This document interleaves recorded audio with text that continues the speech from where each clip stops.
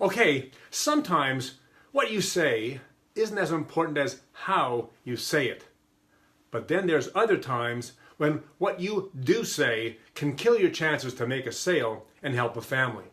You know, the life insurance business is rife with words and phrases you just have to be careful not to use if you want to connect effectively with your prospects. Now, here are just 10 of them. How about cheap or cheapest?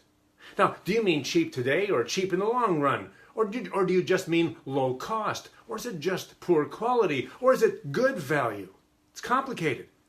Conversely, if something is expensive, well, prospects generally think too expensive and poor value. Neither word is good to use if you really want to connect and get your point across. You know, if we ask clients to pay a premium, well, often they'll balk. And of course they do. When you pay a premium for something, you are paying too much.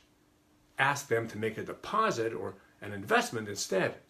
Are you asking clients, or rather leads, for an interview? You know, that can sound serious, inquisitive, and maybe even very long. You know, a visit, a meeting, or a briefing is much easier to accept. Do you ask your prospects to sign here? Well, you know, that can feel like you're signing your life away. How about just asking for their autograph? Or even when appropriate, just to witness your signature.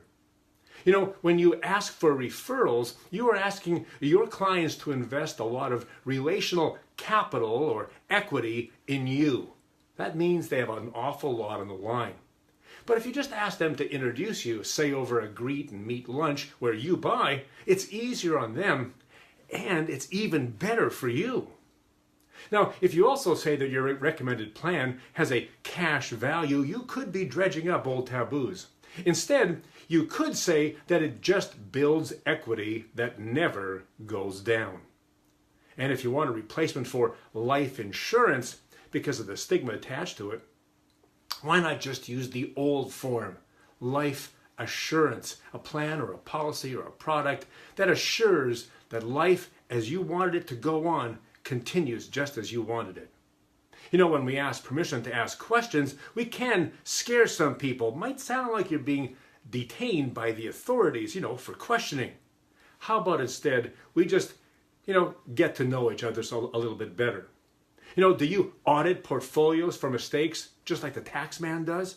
That sounds pretty scary. You know, if you appraise or review them for value instead, you're going to get a much better hearing.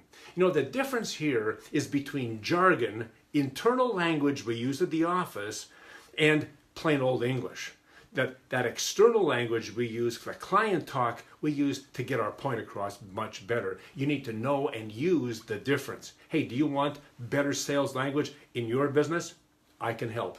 Please visit me at jimruta.com or covenantgroup.com for more information.